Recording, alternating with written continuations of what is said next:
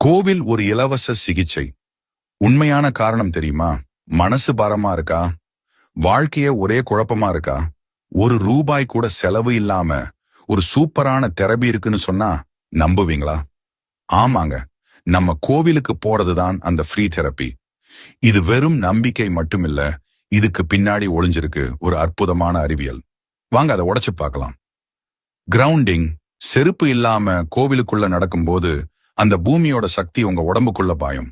உங்க டென்ஷனை குறைச்சு மனச லேசாக்கும். இதான் இப்போ ஸ்டைலா கிரவுண்டிங்னு சொல்றாங்க. Sound healing. டங் டங் கோவில் மணியை அடிக்கும் போது அந்த சத்தத்தோட அதிர்வுகள் உங்க உடம்புல இருக்கிற 7 சக்கரங்களையும் தூண்டி ஒரு பாசிட்டிவ் எனர்ஜியை உருவாக்கும்.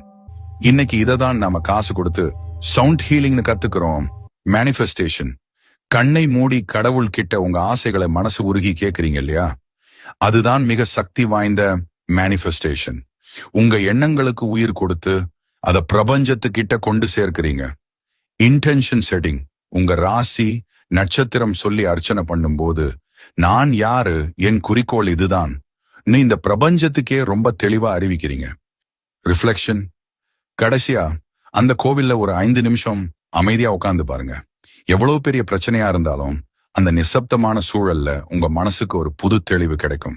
இதுக்கு பேரு தான் ரிஃப்ளெக்ஷன் ஆன் லைஃப். இந்த அறிவியல் கோவிலுக்கு மட்டுமில்ல, நீங்க சர்ச்சுக்கு போனாலும் சரி, மசூதிக்கு போனாலும் சரி, இந்த பிரபஞ்சத்தோட விதிகள் எல்லாருக்கும் எல்லா இடத்துலயும் ஒண்ணுதான். சோ அடுத்த தடவை மனசு கஷ்டமா இருந்தா எங்கேயோ தேடாதீங்க, நேரா கோவிலுக்கு போங்க. உங்களுக்கான அந்த இலவச சிகிச்சையை எடுத்துக்கிட்டு புத்துணர்ச்சியோட வெளியே வாங்க.